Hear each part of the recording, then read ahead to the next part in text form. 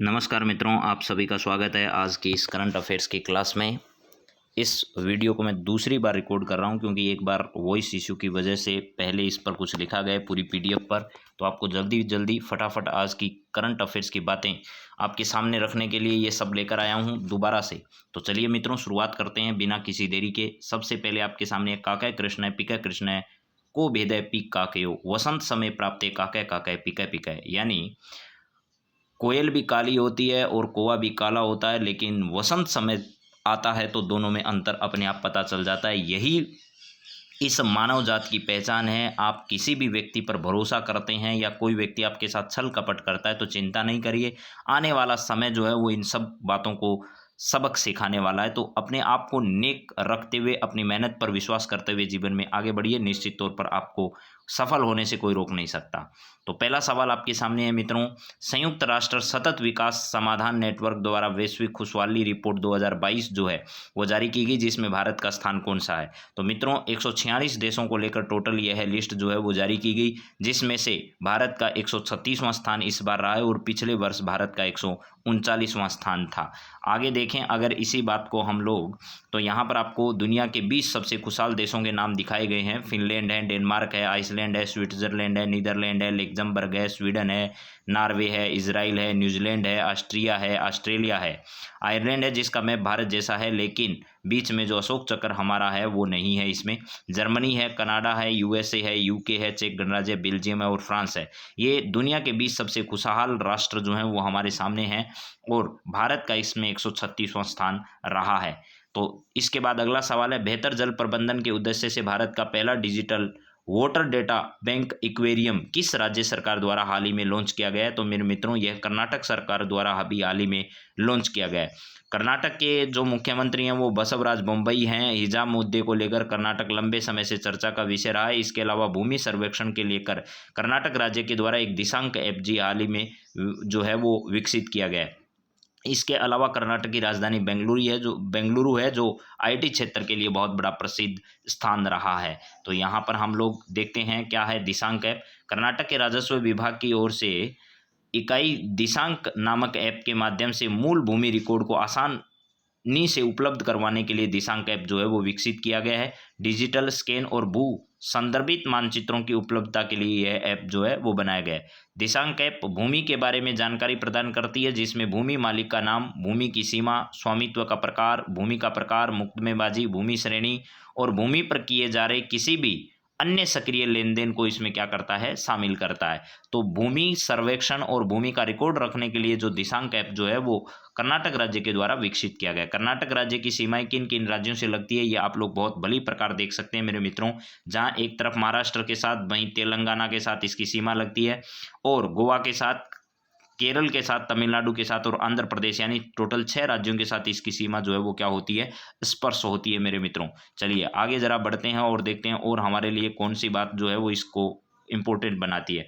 Miss world 2021 का खिताब हाल ही में किसने जीता है। तो आपको ध्यान रखना है पोलैंड की कैरोलिना बिलावस्का जो है इसने मिस वर्ल्ड 2021 का खिताब जीता है। ये पोलैंड की रहने वाली है और मिस यूनिवर्स का खिताब जो है वो भारतीय हरनाथ संधू जो है उसको प्राप्त हुआ था पिछले वर्ष। आपने ये बात देखी होगी और परीक्षा में अभी हाईकोर्ट एलडीसी में ये सवाल पूछा जा चुका है। और ये रहा आपके सामने कैरोलिना बिलावस्का जो कि पोलैंड की रहने वाली है, उसका चित्र भी आपके सामने मैंने रख दिया। अब आगे बढ़ते हैं और देखते हैं अगला सवाल हमारे सामने क्या है। एशिया कप 2022 की मेजबानी किस देश को मिली है। तो ध्यान रखना श्रीलंका जो देश है इसको श्री जयवर्धनपुरे कुट्टे यहाँ की राजधानी है, जो कि भारत और पाकिस्तान के बीच में पाक जब डमरू के माध्यम से ये दोनों देश एक दूसरे को अलग होते हैं और पंबन जो क्षेत्र है यहाँ पर है। इसके अलावा मेरे दोस्तों यहाँ पर अदन जो है, अदन का जो पुल बना हुआ है वो भी यहाँ का प्रसिद्ध है। श्रीलंका में 2022 का एशिया कप का जो मैच है वो खेला जाना है, ये आपको ध्यान रखना है।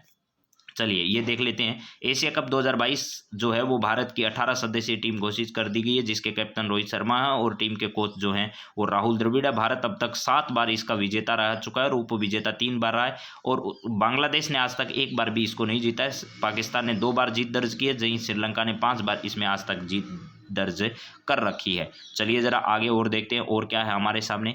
ये देखिए जाफना प्रायद्वीप आपको दिखाई दे रहा है और गल्फ ऑफ मन्नार की खाड़ी जो क्षेत्र है वो भी भारत और श्रीलंका के बीच में स्थित है। कोलंबो यहाँ का प्रसिद्ध स्थान भी है। हम्बनटोटा बंदरगाह का नाम भी आपने सुना होगा मेरे मित्रों।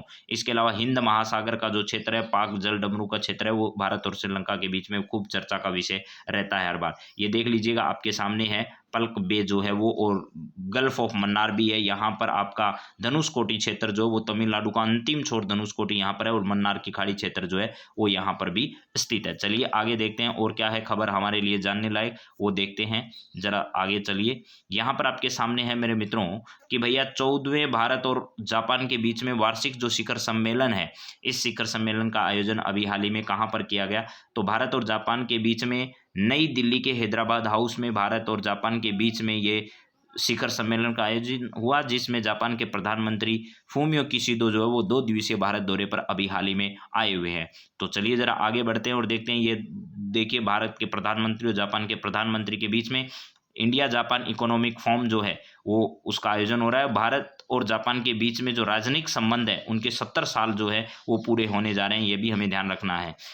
भारत और जापान 2022 में अपने राजनयिक संबंधों की 70वीं सालगिरह यानी 70 जो है वो सालगिरह मना रहा है। जापान भारत का सबसे बड़ा डेवलपमेंट फंड सहयोगी है। भारतीय स्टार्टअप में अब तक जापानी वेंचर कैपिटलिस्ट से 10 अरब डॉलर का निवेश किया जा चुका है। जापान के लोगों ने देश को निप्पॉन भी कहते हैं, इसका मतलब सूर्योदय होता है। दुनिया की सबसे पहले सूरज जापान में उगता है, इससे निप्पॉन कहा गया है। जापान बहुत सारे द्वीपों से मिलकर बना है, 6800 द्वीप हैं। इसे 4 बड़े द्वीपों का द्वीप भी कहा जाता है। ये 4 द्वीप कौन से हैं? होक्काइडो है, होन्शु है, शिकोकू है और क्यूशू है।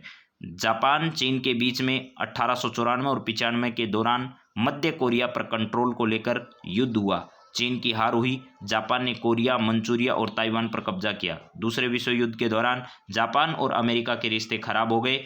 अगस्त 1945 में अमेरिका ने जापान के हिरोशिमा और नागासाकी शहर पर परमाणु बम गिराए थे। आप लोग सब ये बात जानते हैं। इसके अलावा बहुत छोटी मोटी बातें जो है मैन्युफैक्चरिंग सेक्टर से भारत में भी आपको पता होगा रैपिड ट्रेन जो चलाई जा रही है वो भी जापान के सहयोग से हम लोग चला रहे हैं। चलिए इसके बाद में जापान की ये 4 द्वीप आपके सामने है। होक्काइडो द्वीप है, यहाँ पर होन्शु द्वीप है, इसके बाद में शिकोकू है और क्यूशू है। यहाँ के प्रसिद्ध शहर जो हैं वो टोक्यो और नगोया और ओसाका शहर भी आपके सामने यहाँ पर है। ये प्रसिद्ध शहर है। एक तरफ जहाँ इसके उत्तरी कोरिया और दक्षिणी कोरिया, वहीं चाइना और रशिया भी इसी क्षेत्र के पास में स्थित है। इसके अलावा अगली बात हम लोग करें तो सीआरपीएफ के केंद्रीय रिजर्व पुलिस बल 83वां स्थापना दिवस हाल ही में कहाँ पर मनाया और कब मनाया जाता है, तो 19 मार्च को जो है वो जम्मू कश्मीर में यहाँ पर मनाया गया। कुलदीप सिंह जो हैं वो इसके महानिदेशक हैं और ये गृह मंत्रालय के अधीन आने वाला एक पुलिस बल है, केंद्रीय रिजर्व पुलिस बल, जिसके महानिदेशक कौन है? कुलदीप सिंह है, और ये गृह मंत्रालय के अधीन आता है, जिसके मंत्री अमित शाह हैं। अभी हाल ही में जम्मू कश्मीर का दौरा करके इस अवसर पर इन्होंने इस 83वें स्थापना दिवस के अवसर पर इन्होंने समारोह में भाग लिया था। अगला सवाल 7 नंबर सवाल है मेरे मित्रों, वो जरा देखिएगा क्या है। 36वीं इंटरनेशनल जियोलॉजिकल कांग्रेस का आयोजन 20 से लेकर 22 मार्च 2022 तक कहाँ किया गया, तो नई दिल्ली में इसका आयोजन चल रहा है। और ये इंटरनेशनल यूनियन जो है, इंटरनेशनल जियोलॉजिकल कांग्रेस जो है, इंटरनेशनल जियोलॉजिकल कांग्रेस का जो यूनियन का स्थापना 1961 में पेरिस के में की गई थी, फ्रांस के पेरिस में की गई थी स्थापना, लेकिन इसका सचिवालय जो है वो बीजिंग चीन में स्थित है। और हाल ही में 36वीं इंटरनेशनल जियोलॉजिकल कांग्रेस का जो आयोजन है वो कहाँ किया गया मेरे मित्रों, तो यह जो है वो नई दिल्ली में किया गया था। चलिए अब बात करते हैं और आगे बढ़ते हैं। और ये देखिएगा, पहले इसका आयोजन जो है वो 16 से 21 अगस्त 2021 को नई दिल्ली में आयोजित होना था, लेकिन कोविड की वजह से, वो ओमिक्रॉन के आने की वजह से यह 20 से 22 मार्च अब 2022 को इसका आयोजन दिल्ली में किया जा रहा है। अगला सवाल जो हमारे सामने है वो मित्रों ये है कि हरित क्षेत्र ग्रीन ट्रायंगल का उद्घाटन किस देश में भारतीय राजदूत द्वारा किया गया, तो ध्यान रखना महात्मा गांधी को समर्पित यह है पूरा जो ग्रीन ट्रायंगल है, इसका उद्घाटन अभी हाल ही में मेडागास्कर जो है वहाँ पर भारतीय जो राजदूत है उनके द्वारा इसका उद्घाटन किया गया। मेडागास्कर की राजधानी में महात्मा गांधी को समर्पित ग्रीन ट्रायंगल का उद्घाटन अभी हाल ही में यहाँ पर किया गया है। तो देखिएगा, भारतीय दूतावास की ओर से जारी बयान के अनुसार इस मौके पर एंड्रिएट टिटोहेना ने इलाके को हरा भरा बनाने में दूतावास के प्रयासों की सराहना की है और कहा है कि मेडागास्कर की राजधानी में अधिकतम हरित क्षेत्र बनाने और एंटानानाविरो कि शहरी नगरपालिका के उद्देश्य को पूरा करना है। तो देखिए, आपको पता है एंटानानावीरा जो है वो क्या है, तो मेडागास्कर की राजधानी है। ये मेडागास्कर आपके सामने स्थित है। एक तरफ इसके मोजाम्बिक है और दूसरी तरफ मेडागास्कर है, बीच में मोजाम्बिक चैनल पड़ता है। और यह जो है वो दक्षिणी अफ्रीका, अगर आपने देखा हो तो अफ्रीका जो महाद्वीप है, अफ्रीका महाद्वीप का एक जो भाग है उसका नाम है मोजाम्बिक, और मोजाम्बिक के बाद आता है मोजाम्बिक चैनल, और मोजाम्बिक चैनल के इधर वाला भाग जो है वो आपका मेडागास्कर है। इसको हमें ध्यान रखना है। अगला सवाल हमारे सामने मित्रों जो है वो जरा देखिएगा, क्या है, ब्रह्मपुत्र नदी में यात्रा करने वाला अब तक का सबसे लंबा जहाज कौन सा है। तो ये सबसे लंबा जहाज जो है वो MV रामप्रसाद बिस्मिल है। और ब्रह्मपुत्र नदी भारत में अरुणाचल प्रदेश से होती हुई प्रवेश करती है, उसके बाद ये गंगा में मिलकर जो है वो बांग्लादेश में चली जाती है। यानी बांग्लादेश में गंगा के साथ इसका विलय होता है। गंगा और जो ब्रह्मपुत्र नदियां हैं ये दोनों आपस में कहाँ पर मिलती है, तो बांग्लादेश में मिलती है। इसके बाद ये पूरा का पूरा जो इलाका है वो बंगाल की खाड़ी की ओर चला जाता है। अब चलिए ज़रा आगे बढ़ते हैं और देखते हैं और इसके बारे में क्या है। तो रामप्रसाद बिस्मिल गंगा से ब्रह्मपुत्र तक जाने वाला अब तक का सबसे लंबा जहाज बन गया है। 2.1 मीटर के मसौदे से लदे 90 मीटर लंबे और 26 मीटर चौड़े फ्लोटिला ने 15 मार्च 2022 को यह उपलब्धि हासिल की, जब इसने हल्दिया में श्यामा प्रसाद मुखर्जी से गुवाहाटी में पांडु बंदरगाह तक माल ढुलाई में पायलट रन को सफलतापूर्वक पूरा किया। आपके लिए जानकारी वाली बात यही है कि सर्बानंद सोनोवाल ने इस जहाज को क्या किया था, रवाना किया था। और श्यामा प्रसाद मुखर्जी बंदरगाह कहाँ पर स्थित है, तो कोलकाता में स्थित है। ये बात आप ध्यान रखना, कई परीक्षाओं में पहले भी पूछा जा चुका है ये सवाल। अगली बातचीत जो है वो क्या है, जरा देखिएगा। संयुक्त राष्ट्र महासभा में पाकिस्तान द्वारा किस दिन को इस्लामोफोबिया का मुकाबला करने के लिए अंतर्राष्ट्रीय दिवस के रूप में घोषित करने का प्रस्ताव रखा है। तो ध्यान रखना, 15 मार्च को संयुक्त राष्ट्र महासभा में पाकिस्तान द्वारा 15 मार्च को इस्लामोफोबिया का मुकाबला करने के लिए अंतर्राष्ट्रीय जो दिवस है इसके रूप में मनाने के लिए घोषित किया है, या प्रस्ताव जो है उनके सामने रखा और प्रस्ताव पास भी हो गया चीन के सहयोग से। लेकिन भारत और फ्रांस जो है वो इन्होंने इसका क्या किया है, विरोध किया। भारत और फ्रांस ने इसका विरोध किया, लेकिन उसके बावजूद भी यह प्रस्ताव जो है वो पास हो चुका है। एक बार आपके सामने मैं सारे सवाल रिवाइज करवा देता हूँ।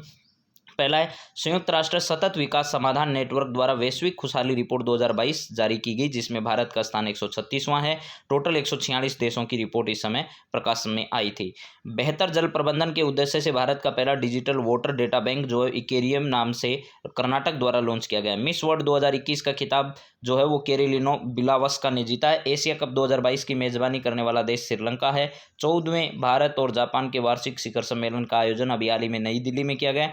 CRPF केंद्रीय रिजर्व पुलिस बल का 83वां स्थापना दिवस 19 मार्च को मनाया गया। जम्मू कश्मीर का दौरा गृह मंत्री अमित शाह ने किया। 36वीं इंटरनेशनल जियोलॉजिकल कांग्रेस का आयोजन 20 से 22 मार्च तक नई दिल्ली में आयोजित किया जा रहा है। ग्रीन ट्रायंगल का उद्घाटन अभी हाल ही में मेडागास्कर में भारतीय राजदूत द्वारा किया गया है। ब्रह्मपुत्र नदी में यात्रा करने वाला अब तक का सबसे लंबा जहाज जो है MV रामप्रसाद बिस्मिल है, जो यहाँ पर ब्रह्मपुत्र नदी में अपना जो है वो सफ़र पूरा कर पाया सफलतापूर्वक। संयुक्त राष्ट्र महासभा द्वारा पाकिस्तान के प्रस्ताव पर इस्लामोफोबिया का मुकाबला करने के लिए अंतर्राष्ट्रीय दिवस जो है वो 15 मार्च को मनाए जाने के प्रस्ताव पर विचार विमर्श किया, और ये प्रस्ताव जो है वो पास भी हो चुका है। अब पहले की क्लास में आपको पढ़ाया गया है कि पंजाब के नवनियुक्त मुख्यमंत्री भगवंत मान सिंह है, और मीना स्वामीनाथन जो MS स्वामीनाथन की पत्नी है, और सौम्या स्वामीनाथन जो की माताजी है, उनका संबंध शिक्षा और बाल विकास से, उनका भी हाल ही में निधन हो चुका है। और मुख्यमंत्री चा श्रमिक कल्याण प्रकल्प योजना जो है वो त्रिपुरा सरकार द्वारा शुरू की गई है। देश की पहली रीजनल रेल जो है वो डिज़ाइन हैदराबाद में किया गया और वो बनकर गुजरात में तैयार होगी।